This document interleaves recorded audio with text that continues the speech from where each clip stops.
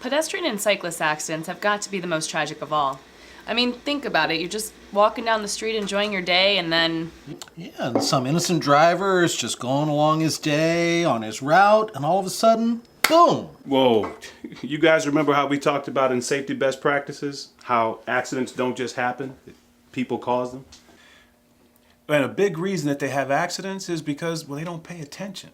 And you're right, it's not just us. Pedestrians and bicyclists fail to pay attention too. And on top of that, they don't know the extent of our blind spots or how off-tracking affects our turns. Not too long ago, I worked for a district that had a pedestrian fatality. The driver was turning left and he hit a 65-year-old man in the crosswalk. He died? Oh yeah. The crazy thing is, our driver said he was looking, but never even saw him. Just felt the bump. Turns out, the old man was hidden in the blind spot of the A pillar, and as the bus turned and the pedestrian walked, he got locked into that blind spot and got killed. Wow, that's sad. But you know what? Tragedies like that can be avoided if you just rock and roll before and during every turn. You got that right. It took me a little while to get into the habit, but now I use it every day, especially when making left turns. I kind of imagine like it's a box, and I've got to lean into all four corners to see around my blind spots before I feel it's safe. That's a good point. And it kind of ties in with the Triple LC course where we learn to look around. You know, take in the entire scene and change your point of focus every couple of seconds, and also checking your mirrors every 5 to 8 seconds, especially the outside rearview mirrors. To me, constantly scanning my environment is the key to avoiding collisions with pedestrians and bicyclists.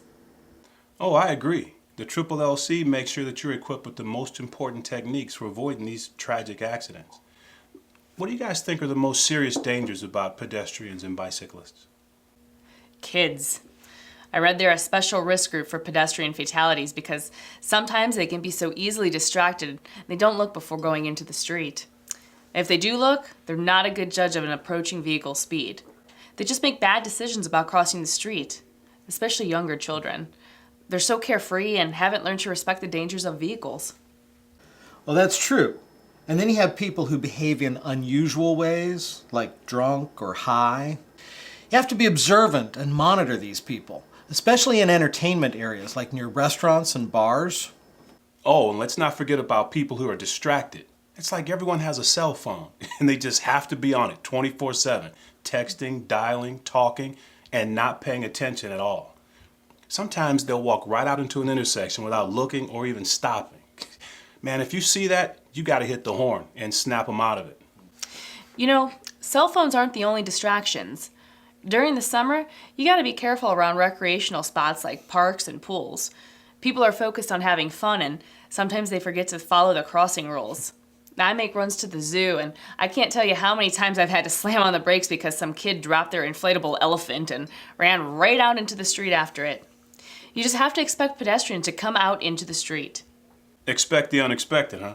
Absolutely. Mm-hmm. You also have to be careful around colleges, schools, and retirement homes. You know, where lots of people are milling around. Elderly people are slower, so you have to watch out for them around places like nursing homes and senior centers. Well, I don't pick up a lot of senior age students, but yeah, colleges for sure. If you do a field trip and happen to hit a class break, they're like ants, flooding out of every door. So many people paying so little attention.